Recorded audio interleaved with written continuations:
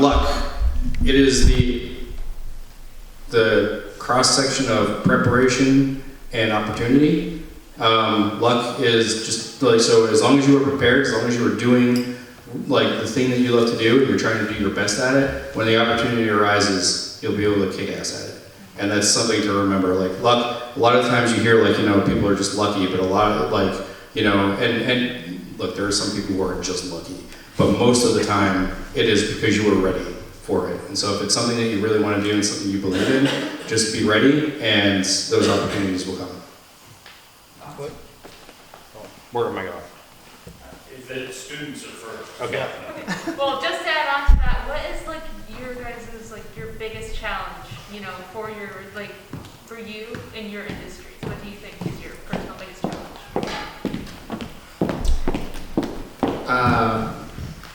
I guess my biggest challenge is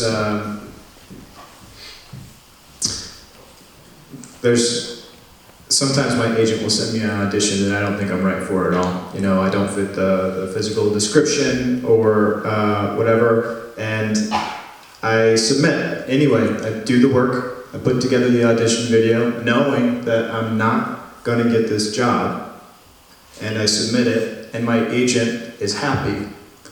And because they're happy, they think of me the next time and they bring me another job. So I guess it's hard for me to do the work. It's a big challenge to do the work and submit an audition when I know that my chances are almost nothing that I'm going to book it. Because one, it's good for me simply to do a thing without the potential for real reward. And then I have to learn how to enjoy what I'm doing just for the sake of doing it.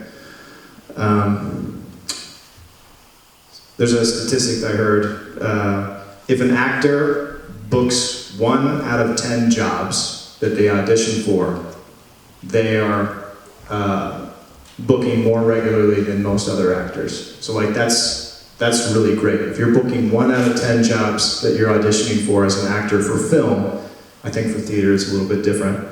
If you book 1 out of 10 jobs, you're doing very well, which means you gotta try 10 times sometimes before you win. And sometimes you gotta try 20 times before you get a win, and then maybe you'll get 3 wins in a row. So you gotta learn how to find satisfaction with the work that you're doing, even though you might go months without a success, and find a way so that doesn't. I mean, go ahead and be discouraged for a while, but don't stop. I have this written on my wall above my bed where I can see it. I have a career, not a hobby. So that means I have to do work.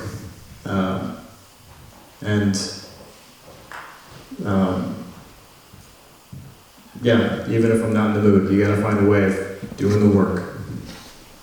That's as close as I can get, I think. Nothing, I'm amazing at everything that I do. No, it's really, it's humility I need to be better at. Honestly, it's more of the same as James, staying engaged. You know, for me it's a little bit different. My level of engagement comes from doing this for a very long time. So it's the challenge for me is always trying to find a way to learn something new and become, you know, competent at it. I don't think anyone should really strive to be perfect at anything that they do. That will lead you to burnout. So Paralyzing. Analysis paralysis. You'll just be stuck on the same thing and you will not learn. You just need to finish something and say, all right, I need to learn from that and apply it to my next thing. And so for me, it's just like staying engaged in the thing that I'm doing, and if I find myself like just really not enjoying it, trying to deconstruct why, and that deconstructing why can take a while sometimes. Sometimes it can be that I'm just not interested in that kind of work anymore. Sometimes it can be that I'm burnt out. You know, burnout happens a lot with creative people. Sometimes it sneaks up on you, sometimes you can see it coming a mile away. So trying to figure out if you're disinterested in something is burnout, or if it's just, I've been doing this for a long time and I'm ready for a change. So it's really just keeping engagement, and it kind of goes back to what I was saying, like where sometimes I go back and I do those animation, tests like the bouncing ball and things, or sometimes I write a lot of Python scripts. I do technical animation and rigging work as well. So I'll go back and like try to figure out a problem that I couldn't solve like a year ago. Maybe that'll kickstart something and remind me why I'm enjoying what I do. And maybe it'll also tell me that no, I really have no interest in doing this. And at that point I try to, if it's feasible, I put it down. If it's not feasible, then I talk to work about it and say, hey, I'm going to take a break from this particular thing and work on something else and come back to it later. And if they're okay with it, then I do. Sometimes you can't. You have a job and you have to get it done. When you're at a bigger studio, sometimes you're able to hand it off to somebody, which is awesome. If you're at a smaller studio, you can't. But, it's a lot of times you'll find that people around you are willing to support you when you need that change. And it's all about kind of embracing that support network. But also recognizing in yourself when your level of engagement is dropping enough that it could potentially be a detriment to the team, and trying to correct it with help from others. So. I was going to just say, these guys have done some great narrative animation, right? You're a game animator. What's a day in a life of a game animator? What could they expect if that's what they embraced? The question is, what can they embrace, the students embrace, if they, or can they expect if they embrace the life of the game animator? A lot of spreadsheets. There are spreadsheets, I'm not lying, it's not a joke. There's a lot of individual asset creation. You're making things for the whole instead of creating the whole, if that makes sense. It'd be like if when you're baking a pie, right? You've got certain ingredients, and all those ingredients go into the pie. That pie, in my really bad example here, is like the animation style and movement set of a character in a game.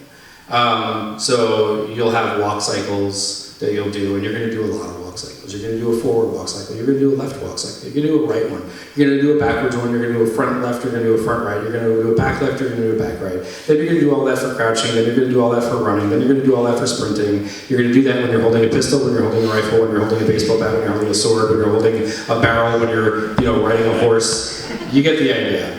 So there's a lot of repetitive work, but you also learn to embrace reusing work, finding efficiencies. A real victory in animation with gameplay animation is when you're able to take a really good run cycle and turn it into those 8 run cycles in like a day or two instead of a week or two. That's one part of it. The other part of it is you're gonna be working with other disciplines for your animation. Those nice big wind-ups that you guys would have for a punch that everybody loves to do, and a big sword swing, and really big, slow thing, gone. You never get that. When you hit that button, it has to do something. So you're gonna find yourself learning how to animate from those poses, from those anticipation poses, how to set up your in-game idle pose to look like it can swing a sword with a lot of power right away, instead of giving that wind-up.